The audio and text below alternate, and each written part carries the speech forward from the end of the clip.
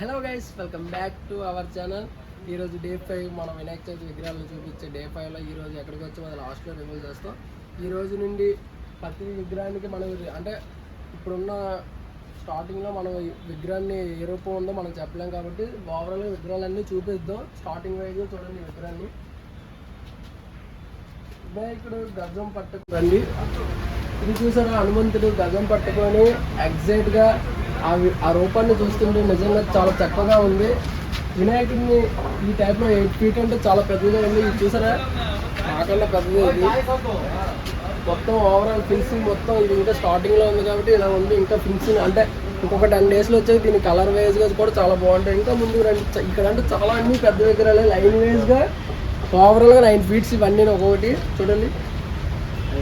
ఇది చూసాడా, ఈ విగ్రహానికి శివుడు అంటే శివలింగం పట్టుకొని ఉంది. కింద నందీశ్వరులు ఉన్నాయి. ఓవరాల్ చూడండి, బార్డర్ మొత్తం విగ్రహం అంతా ఈ ఫినిషింగ్ అయినా ఓవరాల్గా చాలా అందంగా ఉంది.